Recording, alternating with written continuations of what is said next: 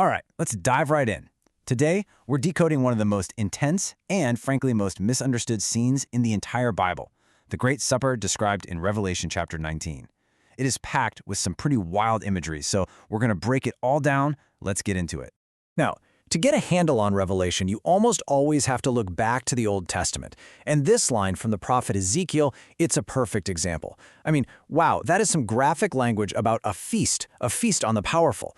This is the exact kind of imagery that John picks up centuries later, and it really sets a dramatic stage for what we're about to explore. So this obviously brings up a huge question. What are we supposed to make of this? Is the book of Revelation describing a literal, divinely ordered, super gruesome feast? Or is there something, something symbolic, something deeper going on? That's the mystery we're going to unravel together. Okay, to really figure this out, we have to look at the vision piece by piece. And we're starting right where John starts, with the image of an angel who is standing in a pretty extraordinary place. Now you can probably guess this isn't about physics, right? The angel isn't literally getting a tan in solar plasma. In visionary writing like this, location is everything. And this location, standing inside the sun, is a massive symbol of power and significance. So, what does it mean? Well, being in the sun symbolizes an overwhelming divine glory and authority. We're talking about the full, unfiltered radiance of the victorious Christ. And that's a key detail because it tells us that what's about to be announced isn't some upcoming battle. It's the result of a victory that has already been won at the cross. And then the angel cried with a loud voice. Now, if you're familiar with the Gospels, that phrase should ring a major bell.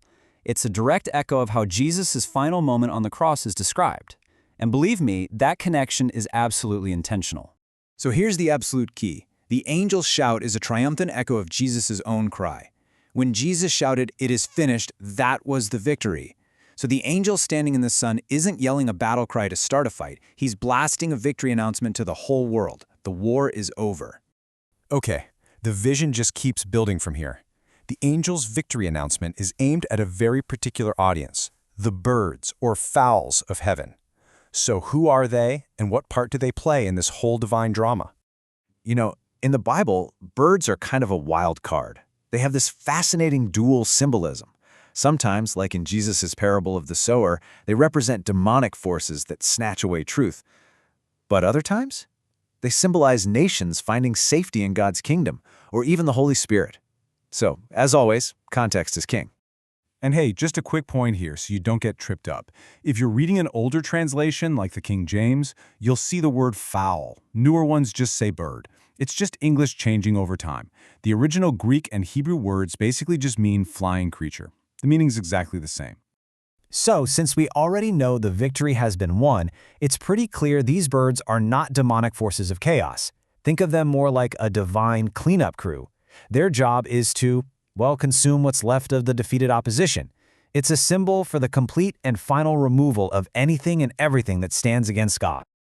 Okay, this is it. This is where the entire vision finally clicks into place. We've been talking this whole time about the supper of the great God, but the real key, the thing that unlocks it all, is realizing that Revelation 19 actually tells a tale of two completely different suppers.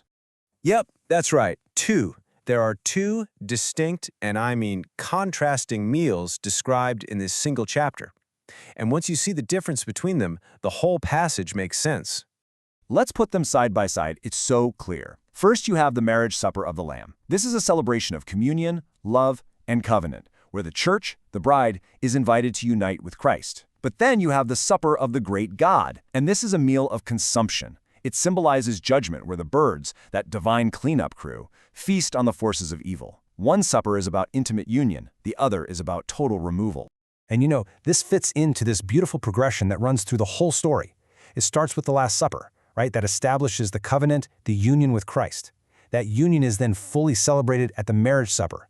And finally, the Great Supper shows the ultimate result for everything that rejects that union, complete and final consumption. So, when you pull back and look at the whole picture, what's the big takeaway from this incredibly dramatic vision?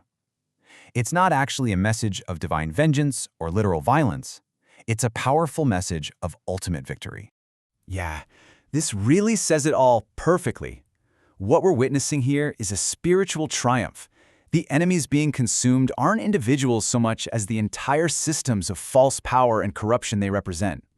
It's this amazing, symbolic picture of truth completely wiping out lies, and God's way being established once and for all. All right, so let's just nail down the crucial points one last time. This whole supper is a powerful metaphor for the final victory of good over evil. It symbolizes the total collapse of corrupt systems. But here's the most important part. This victory isn't some far-off future event. It was spiritually secured by Jesus on the cross. And for believers, the ones invited to that other supper, the marriage supper, they already get to share in that victory. And all of this leaves us with a really fascinating thought to chew on. When we stop trying to read passages like this as a literal moment-by-moment prediction of the future, and instead see them as these rich, symbolic visions, their meaning just completely transforms. It kind of makes you wonder, doesn't it? How does understanding this language of ancient symbols change how we read not just Revelation, but all kinds of other powerful texts in our world today?